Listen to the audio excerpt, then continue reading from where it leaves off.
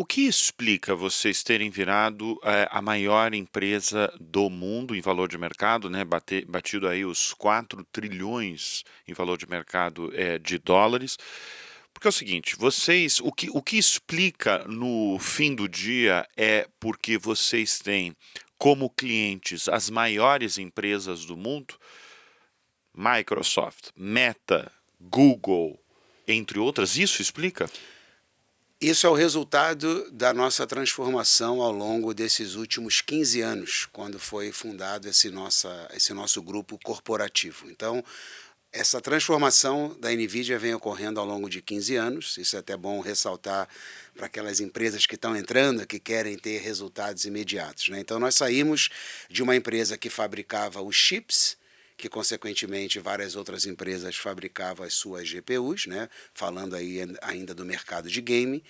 Do mercado de fabricantes de chip, nós migramos em 2016 para um mercado de fabricar sistemas. Foi quando nós desenhamos o primeiro supercomputador para atender a demanda computacional o início da IA generativa, né? E na época, o nosso primeiro cliente foi a OpenAI para testar um modelo com 8 GPUs, um servidor com 8 GPUs, com conexões de rede de altíssima velocidade, e passando de chip para fabricante de sistemas, para fabricante de desenvolvimento mais de softwares para IA.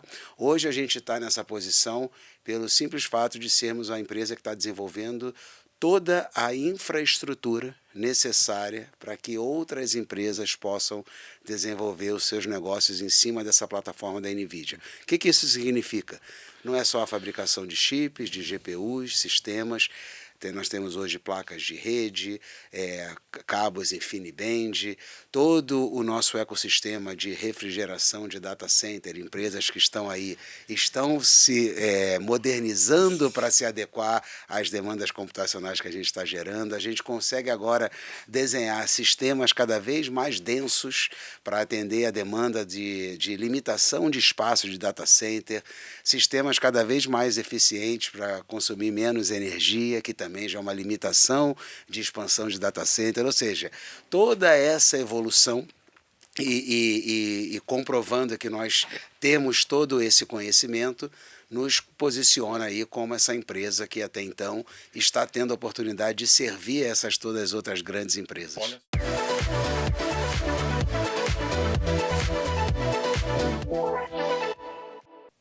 Fala pessoal, seja bem-vindo ao Fala Aí, o podcast número 1 de inteligência artificial do Brasil. Nós estamos com uma nova temporada, uma temporada focada em aplicações de AI nas empresas, conversando com as grandes lideranças de tecnologia. E o programa de hoje vai falar com a companhia número 1 do mundo. Sim, eu estou falando da NVIDIA e eu tenho o maior prazer de receber aqui no Fala Aí a liderança número 1 da NVIDIA no Brasil, que é o Márcio Aguiar. Obrigado pela presença aqui no Fala Aí. Obrigado, Márcio, Bruno. eu fiz as contas, a gente se conhece há mais de 3 anos. Sim. E a gente conversa com muita regularidade e toda vez que a gente conversa tem grandes novidades da NVIDIA.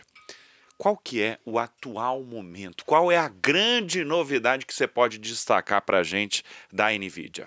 Então, muito bem lembrado aí, Bruno, porque quando nós conversamos pela primeira vez, a gente tinha recém atingido a marca de 2 trilhões. Trilhões, Ou claro. seja, 3 anos atrás. Então, em 3 anos aí, a gente já duplicou aí o nosso tamanho, né, em termos de valor de mercado. Mas a São NVIDIA, 4 trilhões, né? Valor de 4 mercado. trilhões. Um pouquinho mais agora, mas enfim, vai variando. Mas Algo é isso. histórico, né? E ainda o mais importante que é o início de tudo isso, né? Então, muitos analistas aí estimam que a gente vai, daqui a 2 anos, chegar ainda a 6 trilhões. Mas isso, como eu comentei na época e comento hoje, não muda em nada a nossa maneira de trabalhar.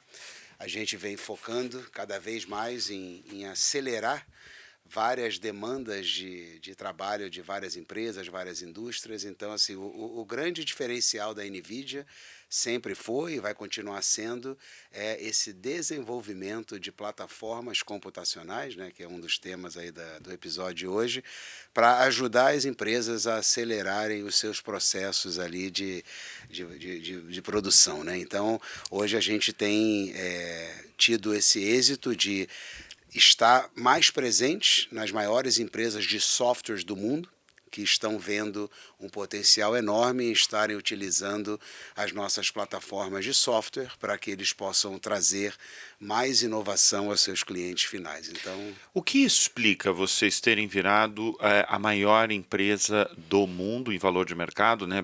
Batido aí os 4 trilhões em valor de mercado de dólares? Porque é o seguinte, vocês, o que explica no fim do dia é porque vocês têm como clientes as maiores empresas do mundo, Microsoft, Meta, Google, entre outras, isso explica? isso é o resultado da nossa transformação ao longo desses últimos 15 anos, quando foi fundado esse nosso grupo corporativo. Então, essa transformação da NVIDIA vem ocorrendo ao longo de 15 anos, isso é até bom ressaltar para aquelas empresas que estão entrando, que querem ter resultados imediatos, né? Então, nós saímos de uma empresa que fabricava os chips, que, consequentemente, várias outras empresas fabricavam as suas GPUs, né? Falando aí ainda do mercado de game. Do mercado de fabricantes de chip, nós migramos em 2016 para um mercado de fabricar sistemas. Foi quando nós desenhamos o primeiro supercomputador para atender a demanda computacional o início da IA generativa, né? E na época, o nosso primeiro cliente foi a OpenAI para testar um modelo com 8 GPUs, um servidor com 8 GPUs, com conexões de rede de altíssima velocidade, e passando de chip para fabricante de sistemas, para fabricante de desenvolvimento mais de softwares para IA. Hoje a gente está nessa posição pelo simples fato de sermos a empresa que está desenvolvendo toda a infraestrutura necessária para que outras empresas possam desenvolver os seus negócios em cima dessa plataforma da NVIDIA. O que isso significa? Não é só a fabricação de chips, de GPUs, sistemas. Nós temos hoje placas de rede, cabos InfiniBand, todo o nosso ecossistema de refrigeração de data center, empresas que estão aí, estão se modernizando para se adequar às demandas computacionais que a gente está gerando. A gente consegue agora desenhar sistemas cada vez mais densos para atender a demanda de limitação de espaço de data center, sistemas cada vez mais eficientes para consumir menos energia, que também já é uma limitação de expansão de data center, ou seja, toda essa evolução e comprovando que nós temos todo esse conhecimento, nos posiciona aí como essa empresa que até então está tendo a oportunidade de servir essas todas as outras grandes empresas. Olha só, eu acho que você trouxe uma das grandes novidades desses últimos 3 anos em que a gente conhece, que você falou a palavra-chave.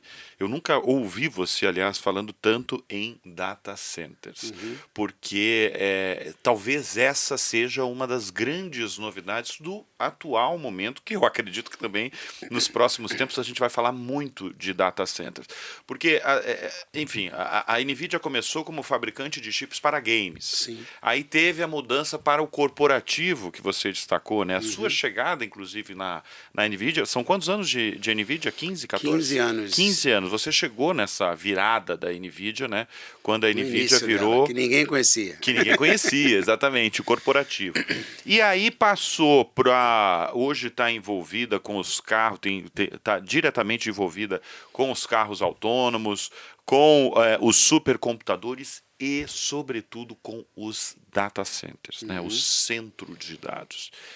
Eu queria que você falasse, Márcio, sobre o atual momento dos data centers no Brasil e qual é o potencial dos data centers no país.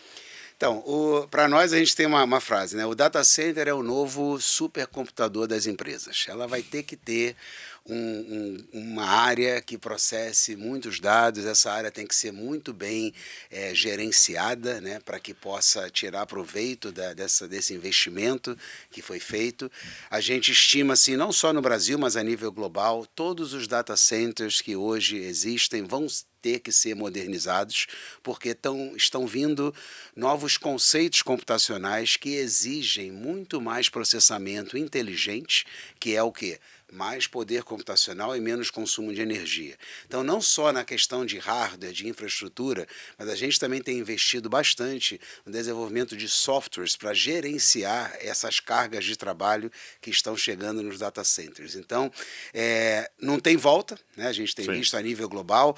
O próprio país, aqui, o Brasil, tem algumas políticas de incentivos para atrair mais investimento em data center no país. Hoje nós somos aí um dos top 5, né, top 5 países no mundo que possuem data centers aqui na América Latina. Top 5 estamos. Sim, sim. E, inclusive, na América Latina, somos o primeiro, né? Tá. Então, Mas temos um potencial extraordinário, né? não, é enorme. Assim, energia limpa nós temos em abundância, né? Então, assim, a gente tem visto várias iniciativas no norte do país, no sul do país, nos países vizinhos também, que de uma maneira nos fazem também reagir um pouco mais rápido, porque a gente não deveria estar perdendo essa corrida ou competindo de maneira igual com países vizinhos de menor porte, né? Então, acho que o governo já há um tempo já vem discutindo essas novas políticas de inovação. A gente acompanha de uma maneira, vamos dizer assim,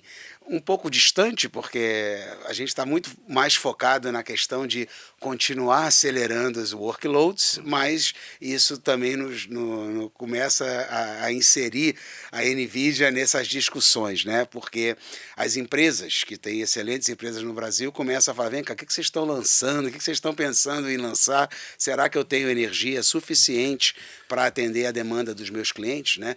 Então, assim, estamos no meio dessa transformação tecnológica, que é a questão dos data centers. Obviamente, existem vários debates, né, como isso vai impactar no meio ambiente, coisas e tal, mas acho que o Brasil hoje já tem a infraestrutura necessária para atrair investidores estrangeiros, atrair data centers estrangeiros para a região. Estamos, do nosso lado, como NVIDIA, também capacitando vários novos engenheiros para poder entender como fazer essa gestão desses data centers mais inteligentes para a inteligência artificial. Enfim, é um mundo que, se você me perguntasse há 2 anos atrás... É isso que eu falei. Eu acho que quando a gente se conheceu há 3 anos e depois há 2 anos, né, e até o ano passado, a gente não falava... Não. A gente falava de outras coisas Sim. também extremamente relevantes e que vocês estão sempre envolvidos. Deixa eu falar do case NVIDIA, porque, volto a repetir, nós estamos falando da companhia mais valiosa do mundo em valor de mercado. E eu acho o caso, eu adoro esses casos de empresas valiosas, porque você tira muitas lições dessas empresas, da cultura dessas empresas e, sobretudo, também das lideranças dessas empresas. E vocês têm um líder, que é o Jensen Huang, né, que é o CEO, é o fundador, que ele tem, ao meu ver, uma história extraordinária, né? Ele chegou aos Estados Unidos, chegou a lavar prato nos Estados Unidos, fez uma empresa que no cerne da empresa era os chips para games, e essa empresa se transformou no centro do frenesi da inteligência artificial, a ponto de virar a companhia mais valiosa do planeta. Para você, qual que é o segredo do sucesso mesmo da NVIDIA ao longo do tempo? Então, é como a gente tem isso no nosso DNA, né? O segredo é o foco no cliente final. O que nós podemos acelerar e ajudar o nosso cliente a transformar o seu negócio? Então, a NVIDIA, poucos conhecem ainda, por mais que estejamos aí sendo figurados como a maior empresa do mundo, nós estamos focados em acelerar as cargas de trabalho. Hoje nós temos o privilégio de ter mais de 1.500 empresas de softwares do mundo todo que estão desenvolvendo seus produtos acelerados nas nossas plataformas, principalmente na nossa linguagem de programação chamado CUDA. Então, nós nos transformamos na empresa que está trazendo, vamos dizer assim, o sistema operacional para as empresas transformarem usando técnicas de inteligência artificial. Mas o segredo é entender no cliente final quais são os softwares que ele utiliza, quais são os softwares que podem ser acelerados pelas nossas arquiteturas de GPU, como podemos trazer o nosso time técnico para capacitar o cliente final. Pouca gente entende isso, e que não é ruim para a gente, porque a gente sabe que existe um espaço ainda enorme para alcançarmos, e a mentalidade nossa é continuar sendo uma empresa de tecnologia, com a mentalidade de como se fosse de uma startup mesmo, porque a gente Isso precisa... eu acho fantástico de vocês, né? Porque vocês de é uma mudar empresa muito grande. rapidamente. Tem quantos funcionários? Mais de Hoje, 20, não, então, 30 não, então, 40, a gente Já teve aumentou. 42 mil pessoas. 42 mil profissionais. O que é essa cultura de startup numa companhia de mais de 40 mil profissionais? A comunicação... É rápido? A É um negócio comunicação é rápido? para fluir muito rápido. Mas a comunicação é entre todos? Por exemplo, você tem contato com o Jensen Huang? Todos os funcionários recebem e-mails, comunicação. Nós temos uma cultura de, a cada final da semana, toda a equipe comercial, a que a gente chama de Field Operations, que não são só os comerciais, como os técnicos, fazem um relatório descrevendo as 5 principais atividades que eles fizeram naquela semana. Isso nos ajuda a entender todo o nosso ecossistema, ou seja, se tem uma empresa multinacional que um colega meu de trabalho está cuidando dela, um exemplo, lá na Suécia, e ela tem uma filial aqui no Brasil, eu consigo ler aquilo, e na minha próxima interação com os colegas dele aqui no Brasil, eu falo, vem cá, por que você não está falando com o fulano lá, que eles já estão desenvolvendo isso da tua empresa? Puxa, eu não sabia, obrigado por ter me avisado. Então a gente meio que rapidamente conecta também essas empresas multinacionais e fazem com que eles acelerem o desenvolvimento do trabalho dele. E o Jensen sempre fala, qualquer informação que chega na nossa empresa, ela é rapidamente difundida entre todos os colaboradores, porque só assim a gente consegue ser muito ágil, né? Então não tem o porquê eu receber uma informação que é super relevante e manter ela para mim. Ou manter para 1 ou 2 pessoas do meu time. Não. E não só isso, dependendo da informação, não sendo tão confidencial, como saem novas políticas de governo, novas notícias, a gente compartilha também com o nosso ecossistema, que são as empresas que vendem as nossas soluções. Então, com isso, a gente leva muito valor agregado a todo o nosso ecossistema, né? Então, é isso, que a gente chama de speed of light, não é fazer somente rápido, é fazer de maneira rápida, mas muito eficiente. Eu destaquei aqui a história, né, do Jensen Huang, que me impressiona essa história dos grandes empreendedores no Brasil e no mundo. E eu destaquei, né, ele chegando aos Estados Unidos. Aos 13 anos. Aos 13 anos de idade. E era para uma escola que era como se fosse assim um internato de alunos que não tinham muitas boas notas nas suas escolas, que eram mandados. É mesmo? Não, uma isso eu não escola sabia. reformatória, ele conta isso. Sensacional. E aí os roommates dele, né, os colegas de quarto, era tudo meninos de 16, 17 anos, e ele, como ele fala, oriental, morando numa cidade minúscula lá em Kentucky, né, teve que se superar, né? Como ele sempre brinca, né? É na adversidade que nós crescemos, é na adversidade que a gente cria aquela casca, mas essa casca ela é para te fazer uma pessoa mais forte, não rancorosa. Então isso é que ele sempre relembra. Você está contando nós. um monte de coisa que, claro, você é um funcionário há 15 anos, né, da companhia. O que mais te impressiona na história do Jensen? Além dessa cultura da startup, não, que a gente já a entendeu. visão que ele sempre cultura, teve, né? Então, para quem nunca assistiu, sei lá, bota lá no YouTube vídeos do Jensen de 2007, 2009, até mesmo lá no início da empresa, em 2002, 2003, quando ele fala para alunos de Stanford qual era a visão da empresa. Mas desde o início, até a visão dele de primeiro criar um processador para expandir o mercado de gaming, que até então não existia esse mercado de game da maneira que a gente tem hoje. Existia sim o Atari, né? Aquela tela preta com pontos verdes e que a gente se divertia, dependendo da idade aí dos nossos ouvintes, né? Depois ele inventou, né, esse processador, já tinha essa visão, conseguiu convencer ali outros engenheiros já mais velhos do que ele de que tínhamos que ter um novo modelo para processar esses dados com qualidade mais fotorrealística. Então, toda essa visão dele, né, inclusive, né, hoje um dos nossos logos é: tudo o que se movimenta vai ser automatizado, né? Então a gente já vem trabalhando nessa área de robótica. Hoje as principais empresas que desenvolvem robôs no mundo têm como o cérebro desse robô as nossas arquiteturas de hardware e software. Aquela Boston Dynamics tem? Também, todas. Unitree. O que você pensar em nome de empresas de robótica, está tudo ligado eles vão estar usando algum software e hardware da NVIDIA. Na verdade, pelo que a gente já conversou também, praticamente todas as indústrias estão ligadas, né? Você me surpreendeu recentemente que numa conversa informal você falou,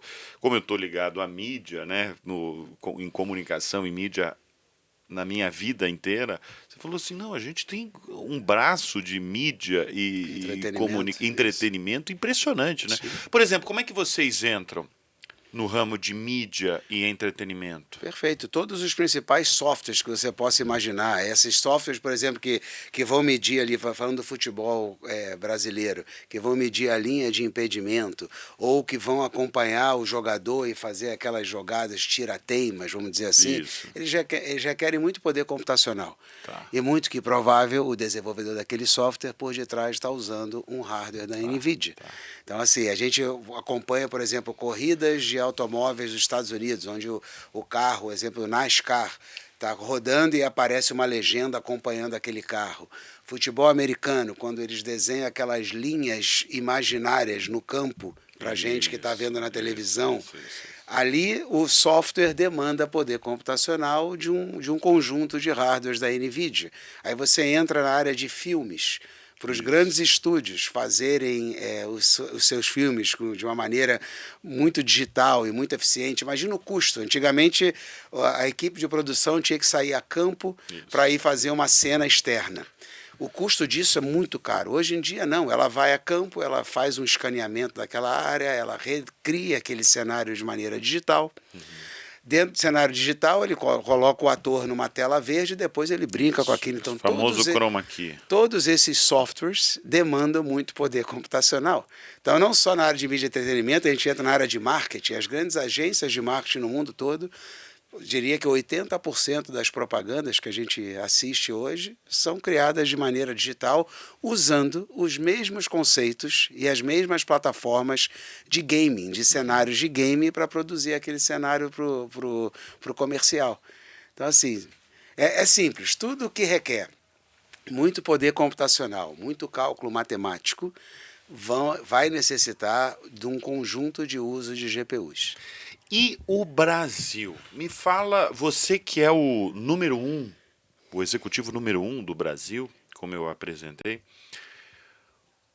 quais são os principais clientes de vocês aqui? Hoje, só por não citar... Bom, a gente pode citar alguns que já tem. Petrobras é um dos principais. Petrobras é o principal?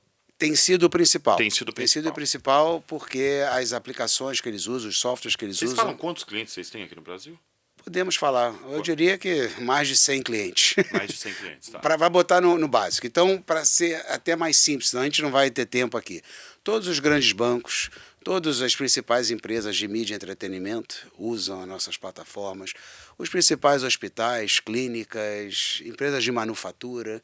Então, em resumo, praticamente todas as empresas. Por exemplo, você vai numa indústria de manufatura, vamos dizer, um fabricante de automóveis. Nas suas diversas áreas de engenharia, você vai ter engenharia de CAD, engenharia de simulação, engenharia de análise de fluidos, de aerodinâmica. Todos os softwares que eles usam requerem muito poder computacional das nossas aplicações. Então, por exemplo, quem gosta de Fórmula 1, as principais equipes, uma das primeiras a recorrerem ao uso de técnicas de realidade virtual, inteligência artificial, é a Red Bull. Sim. Então, eles simulam, né, a aerodinâmica de um carro. Empresas que fabricam aviões simulam a aerodinâmica do seu produto usando conceitos que requerem muito poder computacional. Então, assim, é difícil de quantificar, na verdade, o número de clientes, mas, de novo, hoje a gente tem visto também o setor público brasileiro, as grandes agências de governo brasileiro se modernizando, o próprio STF se modernizando, usando recursos de IA para acelerar no julgamento de certos processos, de rever certos processos. Isso eles têm feito, por exemplo, o STF. Também, e não só ele, assim como todas as outras jurisdições que estão no país. Ou seja, os advogados entenderam, poxa, eu tenho hoje uma ferramenta que eu posso agilizar a leitura de certos processos, que eu posso agilizar certas tomadas de decisão. E qual setor ainda não entendeu o quão importante essa tecnologia é para a produtividade? Olha, Bruno, é difícil dizer que não entendeu. Talvez que esteja, vamos dizer assim, ainda engatinhando, né? Sim. Olha, é difícil eu te falar aqui, porque hoje a gente tem penetração muito forte.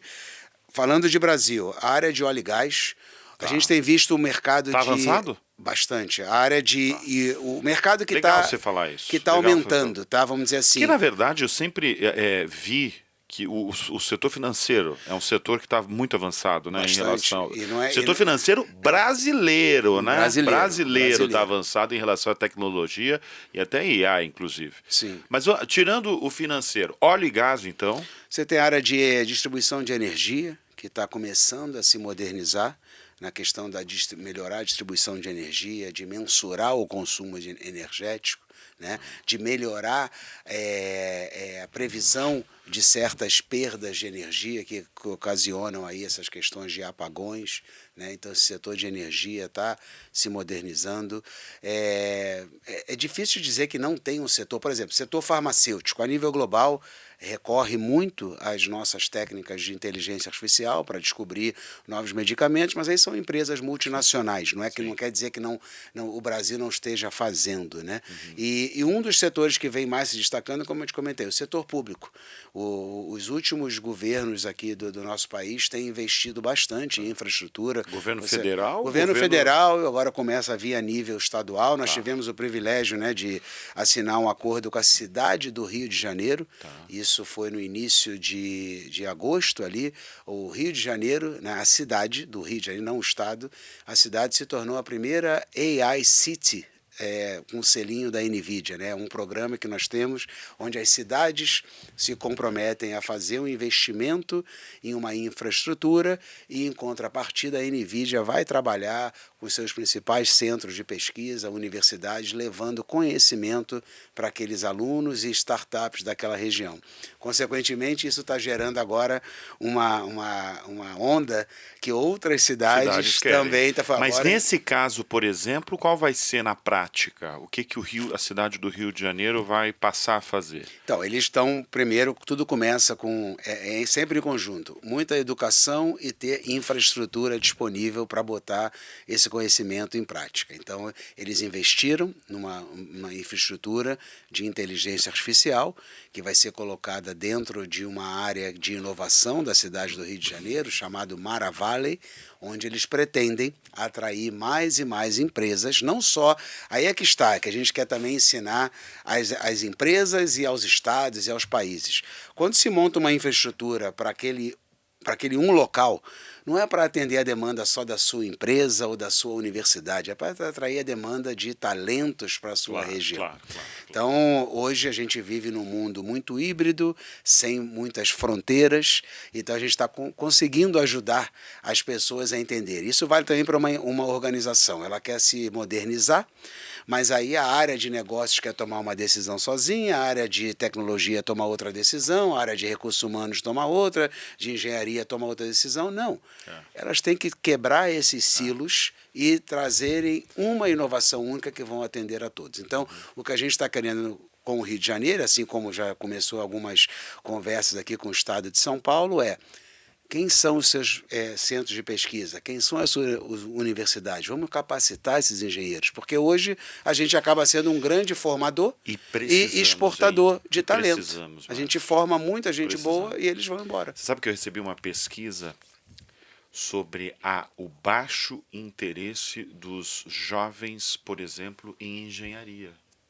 Sim. Se você comparar com anos anteriores, há 10, 20, 30 anos, está bem assustador assim, o interesse do jovem em profissões como a engenharia. E eu fico imaginando o papel que uma companhia como a sua, né, e outras também, tem para fomentar, treinar, capacitar as novas gerações, não só novas, mas todos os outros profissionais que até precisam de uma reciclagem aí profissional, né? Até mesmo no método de ensino, né, Bruno? Porque, de novo, a gente vive hoje numa sociedade extremamente colaborativa. Deveríamos ter essa colaboração num nível muito maior.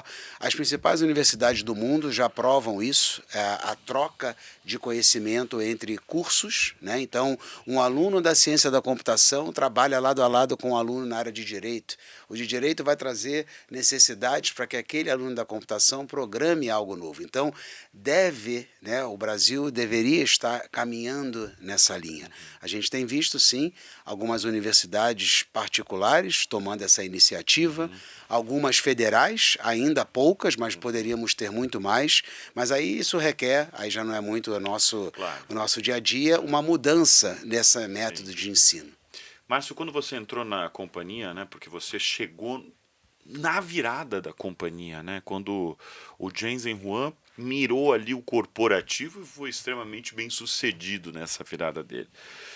Você imaginava que a companhia estaria nesse patamar 15 anos depois? Ninguém imaginava, nem ele. Nem o Jensen. Mas ele sempre fala, a gente nunca... Mas um sujeito desse deve ser um cara ambicioso, um cara visionário, Visionário com o pé no chão. Por que a gente não vislumbrava? Mas ambicioso que eu digo no sentido bom, tudo bem, sabe? Não é assim, ambicioso de querer... Porque assim, ele poderia ter parado nos chips dos games. E talvez ele estaria bem, não no patamar que está agora. Mas o que aconteceu? Por que a gente não para? Porque, como a gente nunca fez nada sozinho, ele viu o quê? Alunos usando esse processador de game, que eles entenderam que era muito mais rápido do que um processador comum, como uma CPU, e começou a aplicar outros métodos de processamento numa GPU que não foi desenvolvida para tal, e ele falou, opa, peraí, aqui a gente pode então fazer um pequeno ajuste e atender aquela demanda. Então assim, a gente vem sempre atento, aprendendo o que está acontecendo no ecossistema. Foi assim que a gente entrou no mercado de inteligência artificial, quando que em 2012, um grupo de alunos da Universidade de Toronto usou 2 GPUs de gaming, na época, mais a nossa linguagem de programação e conseguiu com que essa GPU pudesse processar dados para melhorar o reconhecimento de imagens. A gente nunca tinha pensado nisso. Então, quando eles ganharam e anunciaram que usaram 2 GPU de game, o Jensen, vamos lá colar nesses alunos, entender como que eles fizeram isso, porque nós não tínhamos visto essa oportunidade. Espetacular, então, essas viradas, né? Por isso que a gente não tem, de novo, como ele fala, as organizações até então no passado, elas foram montadas com, como é que fala, desenhos organizacionais. Você é o CEO, você é o diretor, todo mundo tem que seguir ordem e comando. Exato. E isso te engessa muito. E é o que eu falo também para algumas grandes corporações, elas investem em empresas de tecnologia, que são as startups, que elas não entendem o potencial que aquela startup pode trazer para o negócio, compram e engessam ela dentro da cultura que ela já está engessada. E aí fala para os meninos novos, não, você não entende do meu negócio, mas ele não tem que entender, ele tem que entender de tecnologia, você tem que dar para ele a liberdade dele estar olhando fora da caixa. Fala, por que a gente não inova isso? Por que a gente não inova naquilo? Então, o que a gente tem visto hoje, por isso que a gente cresce a nível global, muitos desses alunos estiveram expostos a esses novos conceitos computacionais na sua formação. Quando ele chega na indústria, lá naquela empresa até então muito boa no que ela faz, mas engessada em termos de inovação, e fala, vem cá, por que a gente não usa essa tecnologia aqui, isso, aí a pessoa, então faz aí. Aí ele mostra que tem resultado, pronto, vamos inovar. Então, assim, é mais cultural, isso está mudando, essa lacuna está mudando, está diminuindo cada vez mais, e por isso que, quanto ela mais diminui, mais a gente cresce. Muito bem. Então, não tem mais volta. Então, inovação é como as empresas vão se destacar. Doutor Márcio Aguiar, você mais do que merece essa lembrança que a gente dá para todos os nossos convidados aqui no Fala Aí, porque você deu voz à inteligência que transforma negócios e impacta bilhões de vidas. Essa é uma lembrança do Fala Aí, do nosso videocast com a Semantics. E eu te agradeço muito pela presença aqui no Fala Aí. A gente poderia falar muito mais. Muito bacana, Como...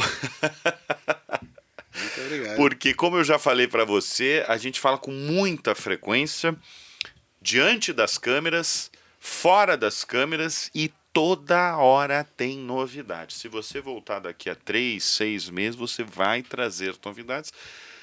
Até porque você está numa companhia e num setor que se transforma o tempo todo, né, Márcio? Senão, o mundo não vai conseguir estar trazendo toda essa inovação tecnológica. Então, esse é o motor da NVIDIA, inovação. Né? Então, não vamos parar. Sempre um prazer estar falando contigo, um prazer aqui ter sido convidado para esse programa, onde já passaram aqui grandes líderes, e a gente poder também estar contribuindo aí para esse ecossistema. Muito bem, nós conversamos aqui no Fala Aí com a liderança número 1 da NVIDIA no Brasil, o Márcio Aguiar. Obrigado mais uma vez pela presença. Obrigado, Bruno. Obrigado também pela sua companhia, pela sua confiança, pela sua audiência. O Fala Aí volta a qualquer instante.